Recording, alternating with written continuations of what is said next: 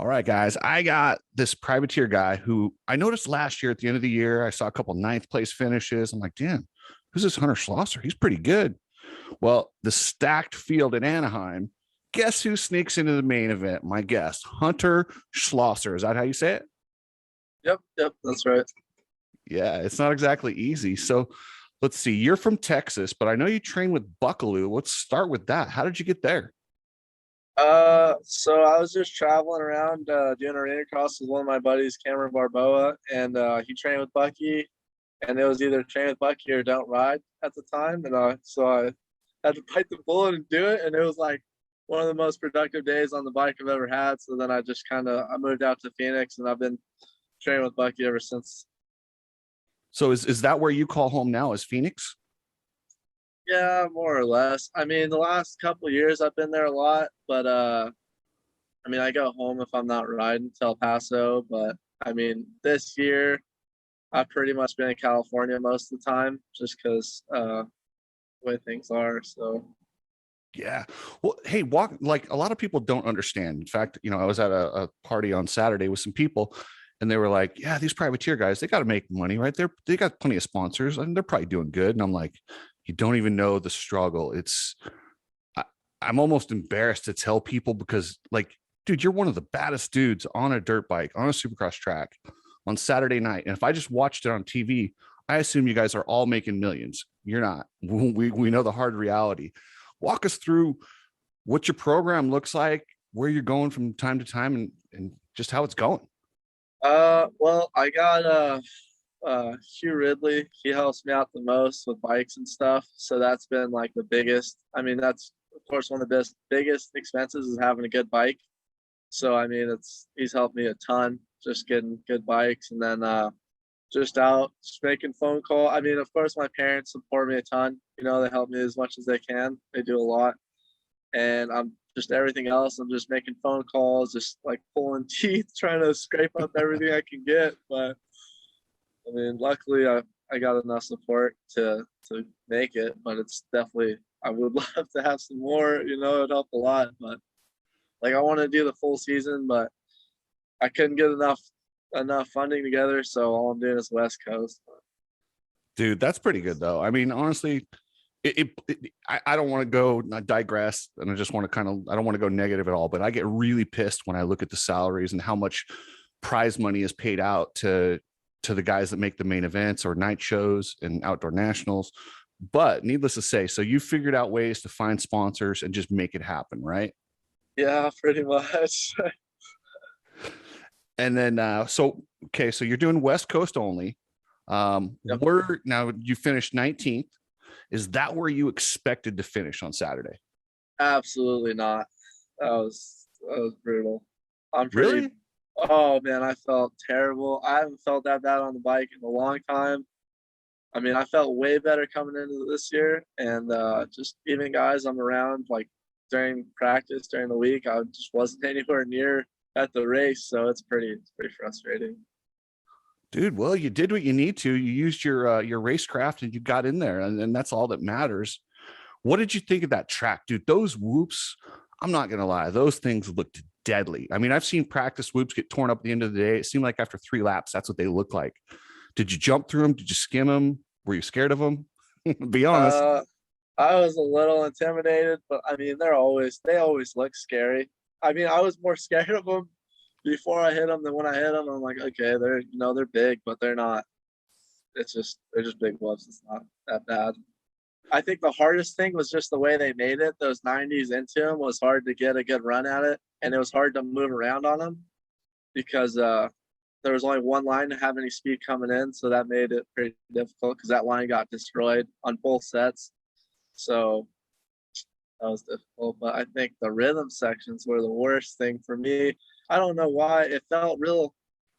The dirt, I think the rain maybe, it just was like it was real grabby. And it just felt like it wanted to pull my front end. Like I almost couldn't go straight in the transitions. So that was the biggest struggle for me on Saturday. Which is kind of So weird, but yeah, because it seemed like last year you did good on those torn up tracks. Am I wrong there? no, I love the torn up tracks. That's usually what I mean. Training with Buckley in Phoenix, usually it's only me and another dude or two. So, and the way the dirt is, we don't do a whole lot of track prep just because it just kind of doesn't make it any better, and sometimes we make it worse. So, So when you're rode a lot of beat up tracks. when you're training with Buckley, if you ever started whining and he just goes, dude, I won Supercrosses, sit back and listen. No, Bucky's not like that at all. I mean, he's way too nice to say something like that, but I mean, he'll definitely call me out if I'm being a baby. Oh, that's cool. He's not scared though. Well, and I've seen him out there with his schools. He'll get on the bike and show you how it's done, right? Oh yeah, all the time. It hurts my feelings sometimes. Well, when he does that, don't just remember how badass that dude was. I mean, this guy won Supercrosses. That's impressive. So yeah. So when you're at the track, do you call Buckley and say, hey, it's like this? Is there any communication during race day with him? Yeah, usually I talk to him quite a bit on race day, like in between, if he's not busy, if I can get a hold of him. But he actually came out to Anaheim, so he was there helping me. And that, gosh, man, he wasn't pumped about it. No, what do you mean? He wasn't pumped about being there, or about your riding? No, just about my riding. Yeah, as somebody coaching somebody, I mean, I thought you looked good. It's hard on the first round; it gets tight, but I can see where, yeah, at least he was there to tell you, right? Yeah, definitely. Sometimes if I'm not riding great on the phone, I can kind of be like, yeah. But when he's there, I mean, he doesn't miss anything. So it's just, I get the full roast. Yeah, and then now he's not going to Oakland, is he? No. Are you already in Oakland, and where do you practice during the week? Right now, I'm living with my buddy that I was traveling with when I met Bucky. We're living in his RV at a RV park in Elsinore. So I'm just riding the local tracks here. Supercross track, or are you practicing on outdoor? Yeah. Okay. No, just Supercross. Yeah, I would say outdoor is pretty sketchy with Supercross suspension. Do you have full Supercross suspension on that thing? Yeah. And who's doing it? Yeah. Graham Bruff is doing it. He's I've had Graham's stuff ever since I rode for Brian Clark's team 2 years ago. Yeah.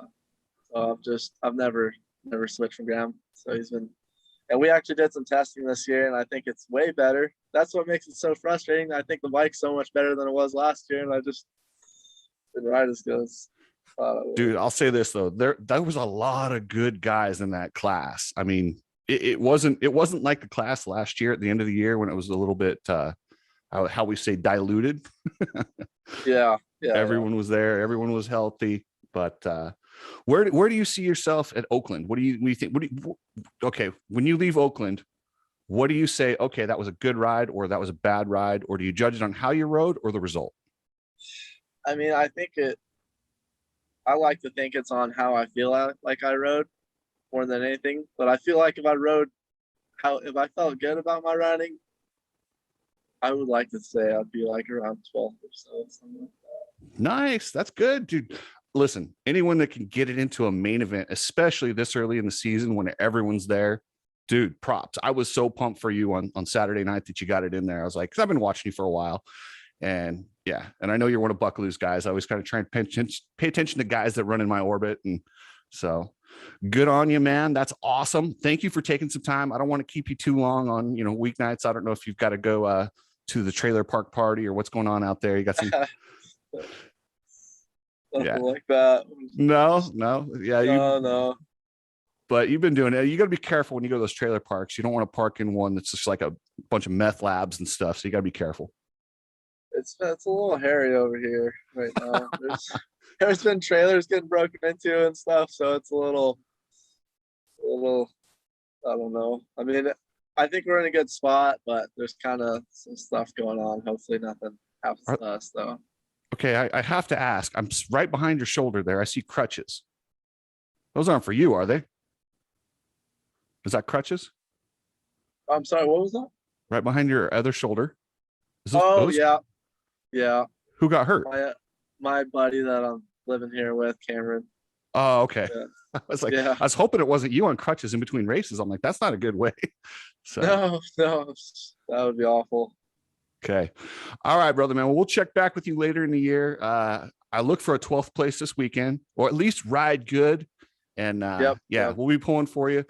Anyone you want to thank before we get rid of you? Yeah. Of course, there always is. Yeah. Fire away. Who helped you the most this year? Your dad's a big part of your program too, right? That's what I've heard. Yeah, my stepdad, Keith. So of course Keith, Hugh Ridley, Justin Buckley, David Gupton.